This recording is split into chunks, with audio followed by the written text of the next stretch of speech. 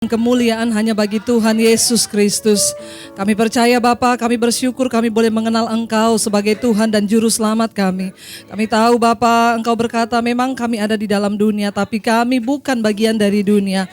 Kami tahu ada kodrat ilahi yang diberikan buat kami Bapa, sehingga kami bisa menang menghadapi dunia ini Bapa. Tuhan berbicara bagi setiap kami pada hari ini. Sampaikan hanya isi hati Tuhan. Pakai hamba-Mu yang tidak ada apa-apanya Bapa. Urapi hamba-Mu Tuhan. Biar bukan hikmat hamba-Mu tetapi hanya hikmat Tuhan saja. Hanya perkataan Allah saja yang disampaikan di tengah kami. Terima kasih Bapa, kami sangat percaya firman-Mu sanggup memerdekakan kami. Firman-Mu sanggup mengubah hidup kami. Firman-Mu sanggup mengubah karakter kami Tuhan. Karena itu biarlah kami selalu menjadi suratan yang terbuka bagi Engkau Bapa.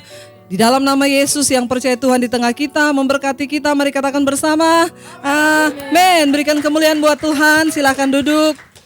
Ya, terima kasih buat tim PW yang luar biasa, ya, tim musik luar biasa. Kita akan sama-sama belajar firman Tuhan. Saudara, tema yang saya berikan hari ini adalah iman yang mengalahkan dunia. Kita semua dipanggil oleh Tuhan dan Yesus berkata, ya, kita memang ada di dalam dunia, tetapi kita bukan dari dunia. Setiap orang yang percaya kepada Yesus, kita bukan berasal dari dunia. Karena Yesus sudah tebus kita dan harus kita hidup di dalam kemerdekaan dan kebebasan. Saya melayani di satu tempat, saudara, waktu itu ada seorang anak Tuhan yang bersaksi. Dia berkata begini, saya sudah berusaha hidup kudus, ya, tetapi gagal terus. Dan pada intinya dalam kesaksiannya dia berkata begini, akhirnya saya temukan, ya selama kita masih ada di dunia, kita nggak mungkin bisa hidup kudus. Selama kita masih tinggal di dunia ini yang namanya godaan dunia itu begitu berat. Jadi nggak mungkin orang percaya, orang benar itu bisa hidup kudus yang ada di dalam dunia. Siapa yang setuju dengan statement ini saudara? Ya, Tuhan itu memanggil kita untuk kudus. Saya nggak setuju dengan statement itu. Ya, kalau Tuhan panggil kita untuk kudus berarti Tuhan tahu kita bisa hidup kudus. Amin. Nah, hari ini kita akan belajar bersama-sama iman yang bagaimana yang dapat mengalahkan dunia. Saya akan kasih dulu satu ciri-ciri saudara, apa ciri-ciri orang Kristen yang belum bisa mengalahkan dunia.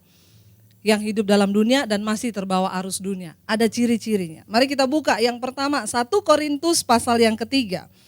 Ayat yang pertama sampai dengan ayat yang ketiga. 1 Korintus pasal yang ketiga ayat pertama sampai dengan ayat yang ketiga. 1 Korintus pasal 3 ayat pertama sampai dengan ayat yang ketiga. Saudara, saya suka sekali baca ayat ini. Kenapa? Karena ada banyak orang Kristen yang masih ya juga hidup seperti ini ya.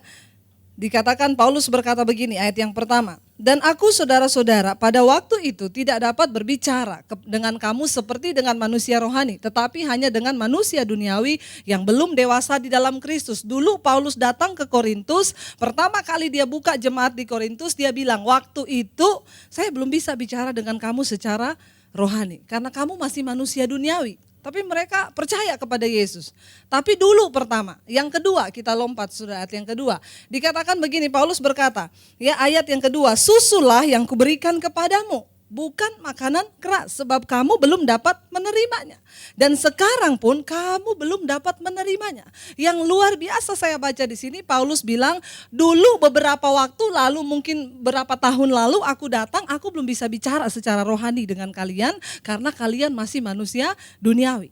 Tetapi Paulus bilang, sekarang pun saya balik lagi, tetap belum bisa loh. Saudara, dan ini kegagalan ya banyak orang Kristen.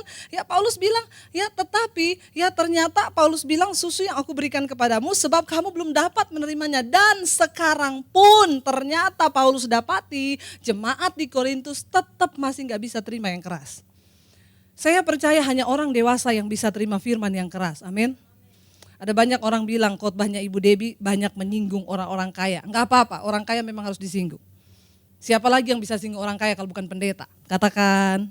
Enggak apa-apa, saudara jangan kepahitan sama saya. Ada yang SMS saya, ibu tuh kenapa sih kalau khotbah singgung-singgung orang kaya? Biar aja saya mau beli tas 500 juta, itu kan duit saya. Sombong banget, itu bukan duitmu, duitnya Tuhan. Ya, enggak apa-apa, kita bicara yang keras saudara. Kenapa? Karena ada saatnya orang gak bisa terima lagi firman Tuhan. Selama engkau masih diberikan kesempatan oleh Tuhan, terima firman, terima dengan hati yang lapang. Katakan amin. Karena ada saatnya kebenaran nggak punya kuasa lagi. Ketika Roh Kudus diangkat dari dunia di akhir zaman nanti, kita nggak bisa terima lagi kebenaran. Mumpung masih bisa terima kebenaran, buka hatimu dan katakan, Tuhan, aku mau dirubah oleh kebenaran firman. Katakan amin, saudara. Ya, Paulus bilang jemaat ini nggak dewasa-dewasa. Dulu aku datang nggak bisa bicara keras, sekarang pun saya balik lagi nggak bisa. Dikit-dikit tersinggung. Ada loh saudara jemaat yang keluar dari gereja, dia bilang sama saya, iya Bu, saya sudah keluar dari gereja situ. Kenapa? Masa pas Natal saya nggak dijadwal terima tamu? Astagfirullah subhanallah. Saya bilang, Ibu, Bapak nggak dijadwal terima tamu, ya udah Ibu berdiri-berdiri aja depan pintu, salami semua orang, kan sama aja. Please deh saudara, masalah nggak dijadwal terima tamu kepahitan. Ya, lalu ayat yang ketiga berkata begini, tolong tayangkan lagi. Ayat yang ketiga berkata begini saudara, sama-sama baca.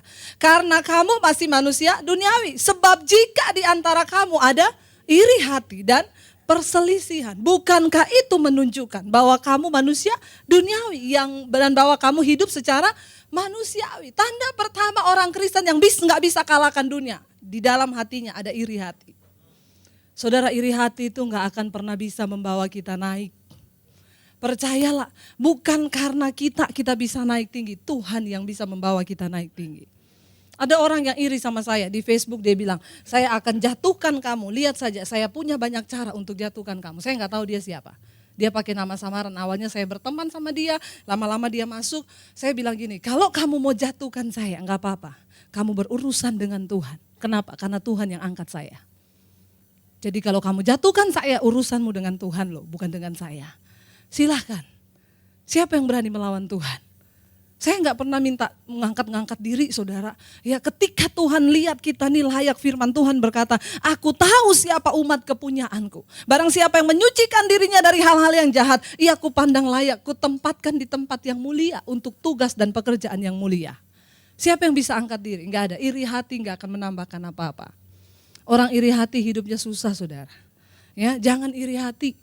Gitu ya, lihat orang diberkati iri hati. Saya punya mbak di rumah, dia bilang, Bu, sebentar lagi lebaran. Wah, saya repot Bu kalau lebaran. Kenapa Mbak? Soalnya tetangga itu sudah pada saingan. Pakai gelang emas, pakai kalung emas. Ya, saya bilang, Mbak, hidupmu jangan mau ditentukan sama keadaan di sekitarmu. Kalau kamu tetap bersuka cita sekalipun kamu nggak pakai emas, siapa yang bisa ganggu kamu? Saya bilang sama dia, Mbak kan punya Yesus. Kita punya Yesus, punya segalanya loh. Amin.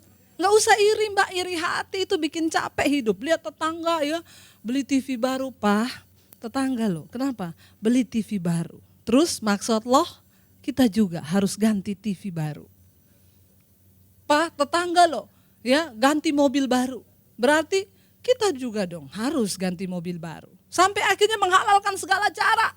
Utang kanan kiri nggak bisa bayar. Waktu utang nggak bisa bayar baru ngomong, Tuhan kenapa hidupku seperti ini? Ya, saudara hati-hati, ya.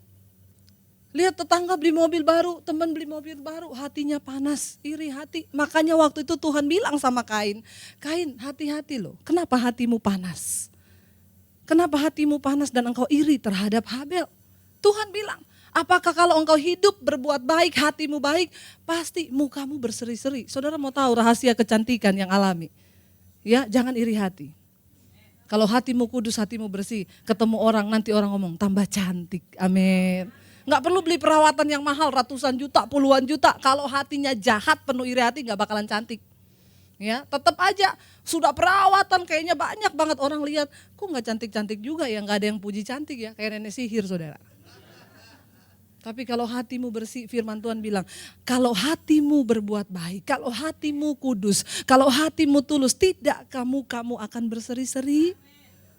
Ya, benar loh saudara, kunci rahasia kita, ayo punya hati yang lapang buat Tuhan. Hati yang tulus, gak usah iri sama saudara, sama ipar gitu ya. Lihat orang ini iri, panas hati ya. Akhirnya suaminya ketawa, Mah kenapa? Tetangga ganti istri baru. Berarti, nah maksud loh gitu ya, berarti aku juga ganti istri. Saudara hati-hati loh, iri hati gak akan pernah bisa membuat hidup kita bahagia. Makanya Paulus bilang, tanda pertama orang Kristen yang gak bisa kalahkan dunia ini, yang pertama ada iri hati. Gak usah iri. Tuhan sudah punya takaran buat kita masing-masing. Amin. Enggak usah iri saudara, lihat orang diberkati, bersyukurlah gitu ya. Makanya Tuhan bilang bersukacitalah dengan orang yang bersukacita, bersedihlah dengan orang yang bersedih. Manusia sekarang beda, orang bersukacita dia sedih. Itu lagunya, ku menangis kau tertawa, gitu saudara ya. Ku berlari kau berdiam, ternyata kau sakit jiwa, gitu saudara ya. Orang nangis dia ketawa, orang ketawa dia menangis. Bingung saudara, hari ini pastikan hatimu kudus di hadapan Tuhan. Ya, kalau engkau mau melihat pemulihan seutuhnya, jangan iri hati. Ya, doakan kalau ada keluargamu yang jatuh, doakan, jangan gini, yes syukur loh, jatuh kau. Jadi miskin kau. Ya, susah lihat orang senang, senang lihat orang susah. Ya, kita buang ini jauh-jauh. Bersukacitalah dengan orang yang bersukacita, menangislah dengan orang yang menangis, maka engkau kedapatan layak di hadapan Tuhan. Dan orang yang layak di hadapan Tuhan, apakah yang kita butuhkan lebih dari segalanya di dunia ini selain perkenanan Tuhan dalam hidup kita? Katakan, kalau Tuhan berkenan, apa yang dia enggak jawab dalam doa kita saudara? Ya, mari hari ini minta Tuhan bikin kita berkenan. Ya, Paulus berkata, orang Kristen yang duniawi yang gak bisa kalahkan dunia, yang pertama ada iri hati. Yang kedua ada perselisihan. Saudara, jangankan di dalam rumah tangga. Saya mulai dulu dari yang di gereja ya. Gereja ini memang kadang-kadang orang bilang, Bu, saya itu makin ke gereja makin tersandung saya. Kenapa? Lihat orang-orang gereja. Ya memang gereja ini bengkel. Jadi saudara jangan tersandung. Ya, memang yang rusak-rusak tuh dibawalah ke gereja. Saya tersandung, Bu, soalnya kan dia sudah pengerja, ya memang dia juga masih manusia. Saudara tersandung sama manusia, jangan sampai engkau marah sama Tuhan. Ada orang yang pindah gereja, saya tersandung di gereja itu, saya pindah di gereja sana. Saya bilang, gereja sana itu yang mimpin siapa? Malaikat atau manusia? Manusia, Bu. Satu saat Anda pasti akan tersandung juga di sana. Kenapa? Yang namanya manusia pasti masih ada kekurangan. Ya kalau masih ada kekurangan saudara, ya sudah saudara dinikmati saja, dilihat saja, jangan sampai ya banyak perselisihan saudara. Ya masalah choir aja bisa bikin perpecahan di gereja. Masalah seragam aja bisa bikin pecah loh di gereja. Yang satu pengen pakai baju kuning, satu pengen baju hitam, ya. Orang itu aneh-aneh saudara ya. Jadi udah deh kita nih, ayo jangan ada perselisihan. Iblis itu paling suka kalau kita berselisih. Karena iblis tahu waktu kita unity, apapun yang dilakukan orang yang unity pasti akan terjadi kata firman Tuhan. Ya, di dalam rumah tangga dua orang bersepakat saja minta apa saja maka Tuhan akan berikan. Suami istri, kalau engkau pengen lihat rumah tanggamu diberkati, jangan kebanyakan berantem. Katakan, berantem cukup 5 menit. Katakan, halo, benar 5 menit berantemnya? Ya, ayo, waktu saya sadari bahwa yang Tuhan selamatkan dari kita itu jiwa kita. Saya gak mau loh dikuasain setan lama-lama. Berantem sama suami cukup 5 menit, jangan gak omongan 3 hari 3 malam. Ya, aku terjatuh dan tak bisa bangkit lagi. Udah jatuh gak bisa bangkit lagi. Ya, aku tenggelam dalam lautan luka dalam, kepahitan sampai infeksi. Cepat sembuhkan lukamu, amin. Aku tersesat dan tak tahu arah jalan pulang. Siapa suruh gak pakai Google Map? Ya, kenapa mau tersesat gak pulang-pulang? Tersesat balik lagi, kita punya arahan firman Tuhan dalam hidup kita. Jangan mau tersesat jauh, udah dosa jatuh lagi dalam. Ayo jangan berselisih lama-lama. Saya layani satu orang ibu selesai di satu ibadah di gereja. Ada 2 orang pasangan datang sama saya. Ibu kami mau minta waktu, ibu boleh sebentar? Boleh. Mereka bawa anak 3. Saya bilang anaknya ya iya. Bu kami ini mau berpisah. Saya bilang oh berarti mau bercerai. Dibilang cerai juga sih enggak ya. Loh ini anak siapa? Anak kita. Terus berarti kan udah menikah? Belum Bu. Wah berarti bayi ajaib. Ya belum menikah punya anak saudara. Saya bilang loh kok bisa gitu ya. Kenapa bisa? Makanya saya gak bisa bilang kami mau bercerai. Karena memang kami belum terikat pernikahan. Terus udah punya anak 3? Iya. Nah makanya Bu masalahnya itu kayak begini. Pasangan saya ini saya gak bisa bilang dia suami. Karena memang kita belum menikah. Dia Buddha, saya Kristen. Terus dari dulu saya mau menikah kan kita harus pemberkatan di gereja. Ya, dia gak mau Bu masuk Kristen. Oh begitu. Iya makanya saya itu udah saya bilang sama dia kalau memang kamu udah gak mau masuk Kristen ya udah kita pisah aja. Ibunya cerita, ini suami saya gini. Saya sudah bisa menilai saudara. Ya konseling orang itu dari cara dia bicara kita sudah bisa nilai karakternya dia. Akhirnya saya bilang, iya udah ibu bisa berhenti, ibu bisa pergi sebentar nggak, saya mau ngobrol sama bapak. Bapaknya itu diam aja saudara, memang wanita itu kelebihannya di mulut. Ya, kadang-kadang seperti itu ya, mulutnya dua saudara ya. Kalau laki-laki itu mikir ya, tapi hati-hati bapak-bapak jangan kebanyakan mikir, nanti kena stroke. Banyak-banyaklah menyanyi, amin. Ya, yang paling banyak kena stroke itu laki-laki loh. Kenapa? Karena otaknya lebih kecil daripada perempuan, tapi pikirannya lebih besar dari perempuan. Perempuan tuh kadang-kadang udah gak mau pakai otak, pokoknya pakai perasaan aja. Dia mau nyanyi-nyanyi, dia gak peduli suaminya mau kayak apa, pokoknya dia nyanyi. Ya, dia mau nangis-nangis gitu ya. Jadi ya memang aneh-aneh, itulah rumah tangga saudara. Tapi kita harus mengerti karakteristik kita. Nah akhirnya dia bilang gini, dia waktu istrinya pergi, saya mau bicara berdua sama suaminya, saya bilang, Pak, saya mengerti apa yang Bapak alami. Ibu bisa nilai sendiri kan. Bu, saya setiap hari Minggu temani dia ke gereja. Setiap minggu saya antar dia ke gereja. Cuman Bu, istri saya ini ya, saya lihat saudara, dari caranya dia berpakaian aja saya udah bisa nilai nih perempuan kayak apa gitu ya. Dia tuh Bu kudus dan baik cuman waktu duduk di gereja 2 jam. Ya, jadi pulang dari gereja, keluar dari pintu, sudah dia kembali kepada aslinya. Ternyata bunglon. Kalau di gereja kudus banget, nanti keluar gereja nggak tahu. Saudara, terus saya bilang, iya Pak saya bisa mengerti. Ibu kan bisa lihat sendiri dari cara dia ngomong tadi. Ibu tahu nggak, saya ini tertekan Bu. Saya sebenarnya kayak tadi Ibu khotbah, semuanya masuk di otak saya. Saya percaya banget apa yang Ibu sampaikan itu benar-benar iya. Dan saya mau terima, mau jadi Kristen. Tapi istri saya ini menjadi penghalang terbesar. Setiap kali saya mau jadi Kristen, mau dibaptis, saya selalu lihat, lu aja yang Kristen kayak begitu. Terus lu suruh aku jadi Kristen, ngapain? Saudara, setiap hari dia bilang kami berantem Bu di rumah. Sering kali yang membuat orang gak bisa jadi Kristen, karena karakter kita yang gak diubahkan sama firman. Sering kali yang membuat orang tidak bisa bertobat karena melihat hidup kita. Suaminya ngomong setiap hari di rumah berantem. Dia gak pernah menghargai saya sedikit pun Bu. Saya sebenarnya tinggal selangkah aja mau jadi Kristen. Tapi lihat ulahnya dia, saya gak pernah mau jadi Kristen. Ibu tahu kalau di rumah saya pergi kerja, dia pergi sama teman-temannya. Gak pernah urus anak. Saya marah besar Bu, seperti itu terus bagaimana kita mau menikah? Perselisihan setiap hari di rumah, tanda saudara. Tapi Kristen, bujukin orang jadi Kristen. Terus ngapain? Makanya banyak Kristen calo saudara. Suruh-suruh orang jadi Kristen ternyata dia sendiri belum bertobat. Calo itu kan gitu kalau di terminal. Bogor, naik. Orang udah naik dia tinggal di terminal. Semua penumpang pergi ke Bogor. Loh kenapa gak ikut ke Bogor? Saya kan calo. Surga. Jadi Kristen. Orang udah ke surga dia tinggal terus. Malah pergi ke neraka. Saudara kadang-kadang bingung saudara ya. Setiap hari kami berantem Bu, setiap hari perselisihan tidak pernah berhenti. Hati-hati saudara, tanda orang Kristen yang tidak bisa kalahkan dunia. Yang kedua adalah hidup dalam perselisihan. Ayo kalahkan dunia dengan kita taklukkan diri kita kepada firman Tuhan. Ya, jangan ada kepahitan, jangan ada dendam. Bisa gak marah? Satu saat kita juga bisa marah, kita masih manusia. Tapi jangan simpan amarahmu sampai berhari-hari, rugi. Kadang-kadang kita pahitin orangnya gak tahu kalau kita pahitin. Kita yang udah hidup kepahit-pahit, udah pahit hati, hidup dalam kepahitan, makannya daun pepaya, minumnya teh pahit lagi, teh hijau. Udah tambah pahit deh itu hidupnya. Ya, jangan hidup dalam kepahitan. Jangan hidup di dalam perselisihan yang lama saudara, berselisih terus. Kalau gak berantem itu rasanya kurang. Adalah orang saudara kemana-mana tuh mesti berantem.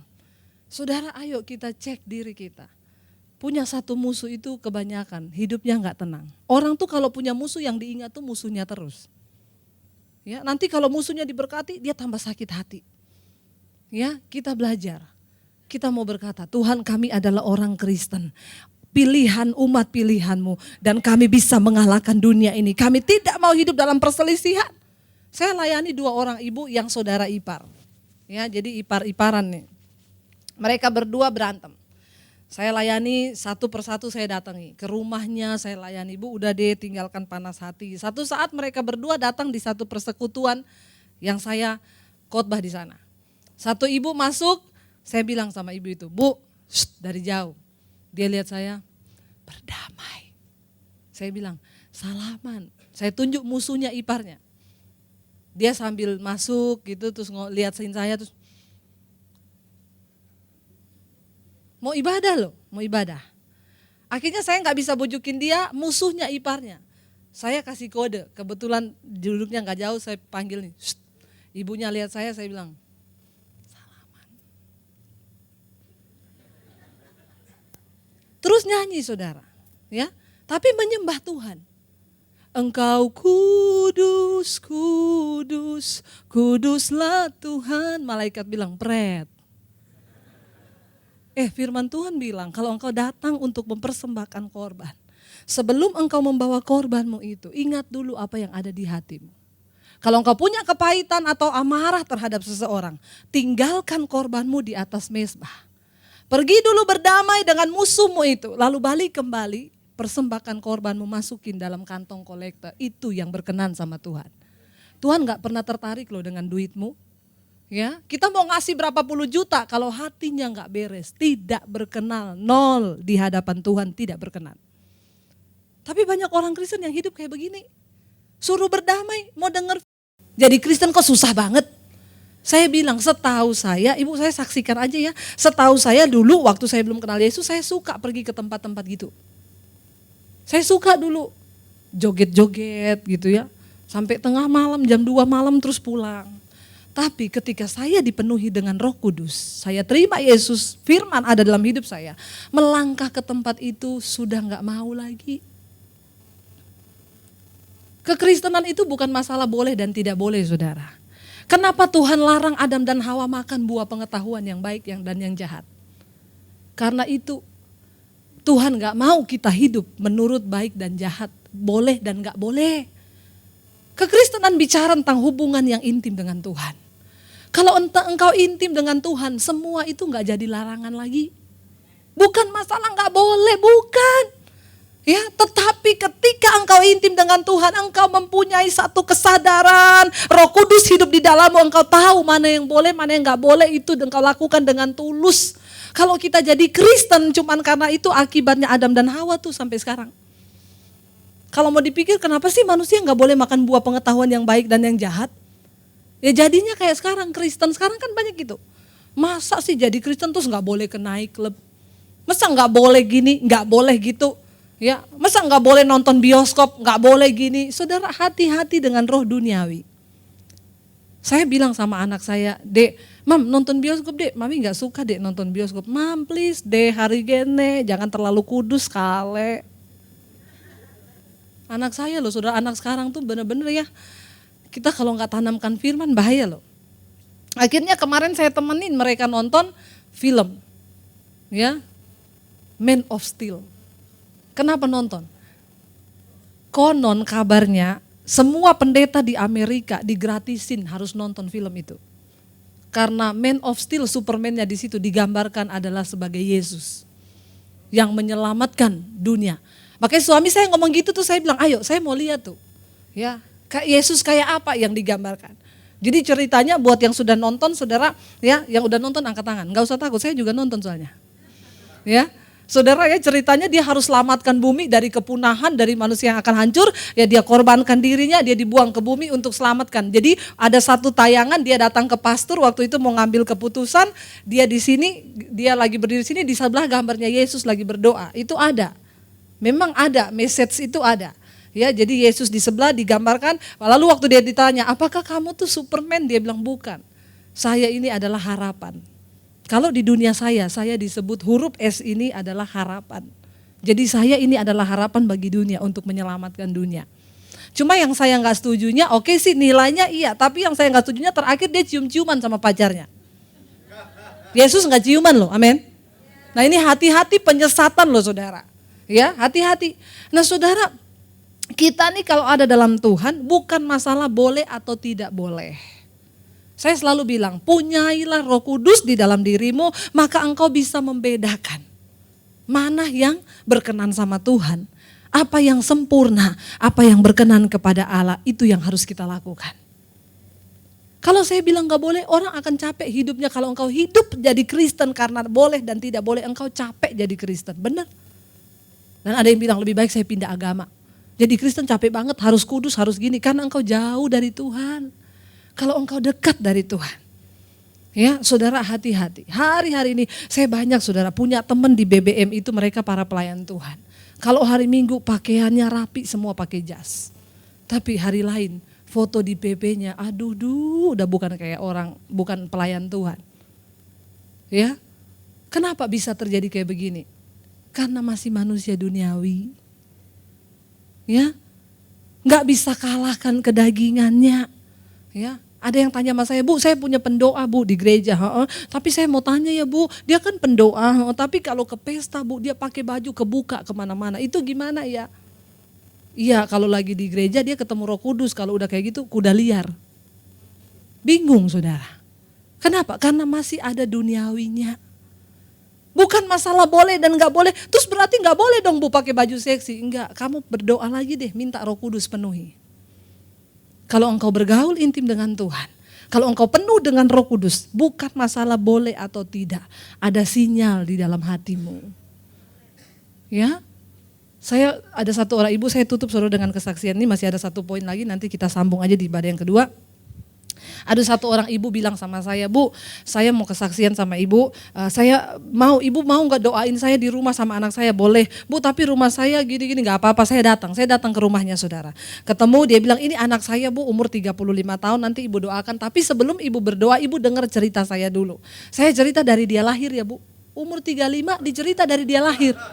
Astagfirullah, saya sudah bayangkan gini, saya BBM suami saya, ibu ini mau cerita dari anaknya lahir, jadi kamu mending, suami saya kan nunggu di luar, kamu cari mall-mall yang dekat sini dulu, kamu ngopi.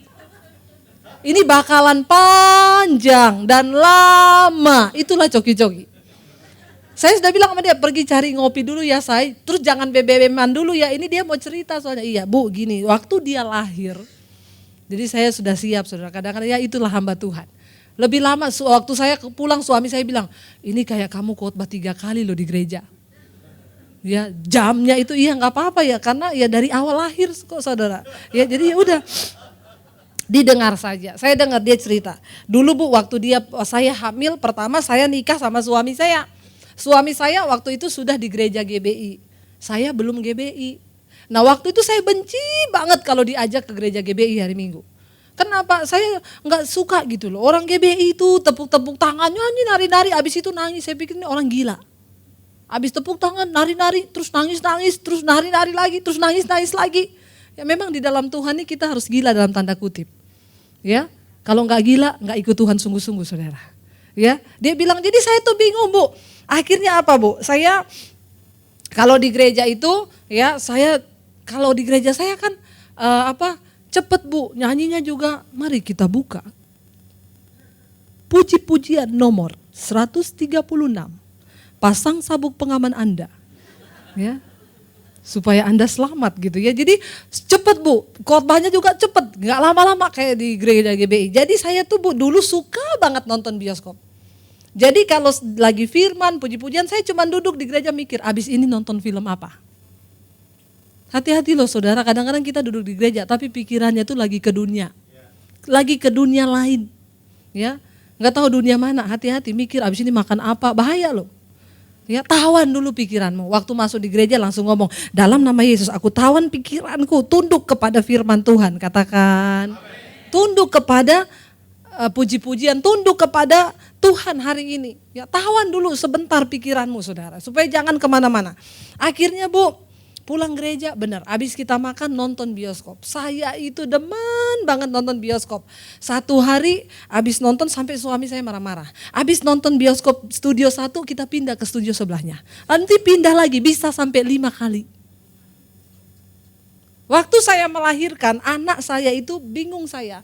Dia tuh demam ya, berapa hari itu demam panas itu sampai mau 40 derajat. Saya bawa ke rumah sakit Bu, dokter itu semua udah diperiksa sampai diambil cairan dari sumsum sama di bagian kepalanya. Dokter nggak temukan dia tuh sakit apa. Akhirnya dirawat di rumah sakit lama banget, saya putuskan untuk bawa dia pulang. Waktu itu dokter bilang kalau gitu kita operasi, kita akan lihat otaknya apa dan lain sebagainya. Karena dia masih terlalu kecil, saya bilang jangan dok, saya bawa pulang aja. Tapi setiap hari saya jaga anak ini terus dikompres terus, panas tinggi terus, nggak turun-turun.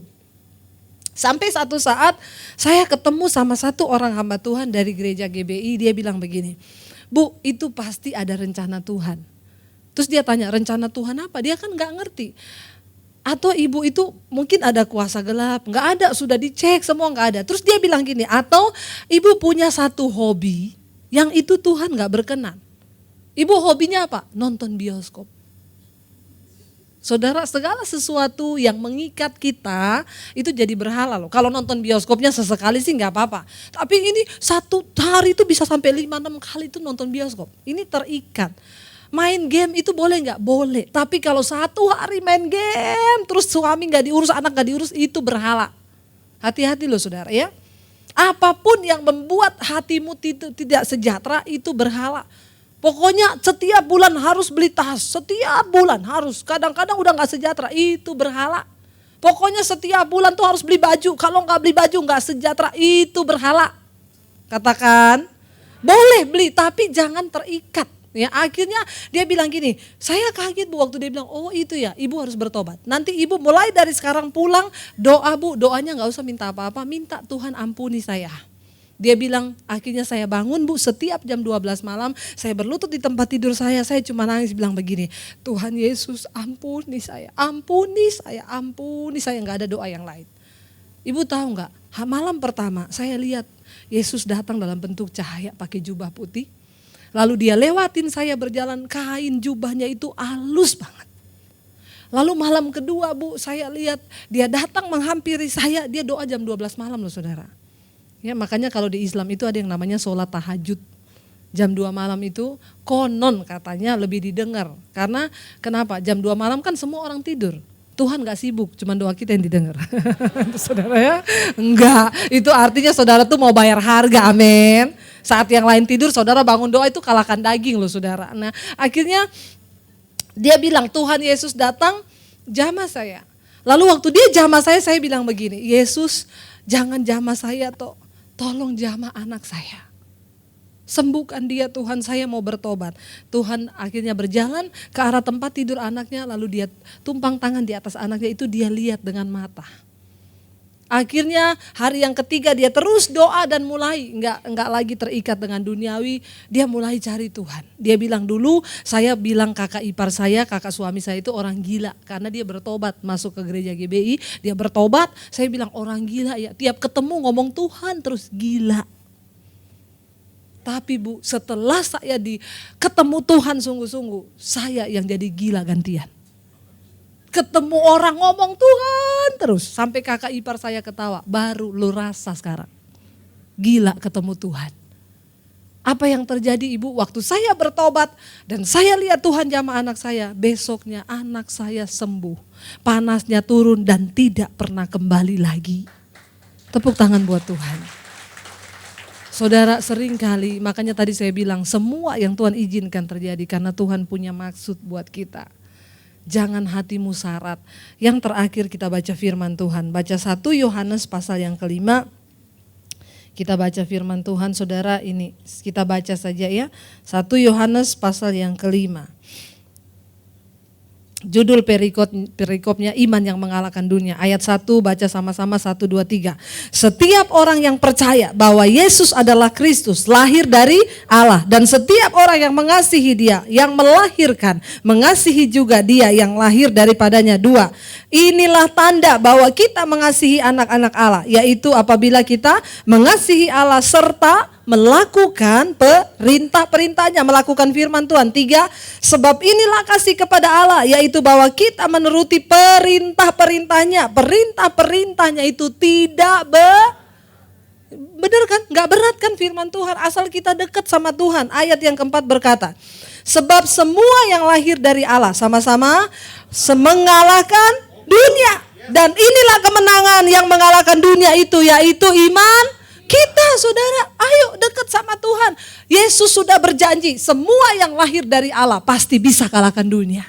Siapa yang bilang kita nggak bisa kudus? Siapa yang bilang kita nggak bisa kalahkan dunia? Tuhan sanggup, saudara. Yang terakhir baca sama-sama. 1, 2, 3 ayat yang kelima. Siapakah yang mengalahkan dunia selain daripada dia yang percaya bahwa Yesus adalah anak Allah? Berapa banyak yang mau kalahkan dunia? Buang iri hati, sakit hati, perselisihan, mengerti rencana Tuhan, buang semua perkara-perkara duniawi, maka engkau bisa kalahkan dunia. Mari bangkit berdiri bersama. Terima kasih Bapa, kami mengucap syukur hari ini. Kami percaya kekuatan yang kami peroleh itu hanya berasal dari Yesus. Kami tidak mampu sendiri berjalan dalam dunia ini, kami butuh Tuhan. Kami butuh Engkau Bapa, kami butuh Yesus dalam hidup kami. Kami butuh Engkau Tuhan. Kekuatan di hidupku, ku dapat hanya di dalam Yesus. Mari kita naikkan pujian ini dengan kita imani, saudara, bahwa kita bisa bersama dengan Tuhan. Engkau yang bilang saya nggak mungkin kudus, engkau bisa bersama dengan Tuhan. Engkau yang berkatakan aku tidak berkenan, engkau bisa bersama dengan Tuhan. Mari angkat tanganmu kepada Tuhan.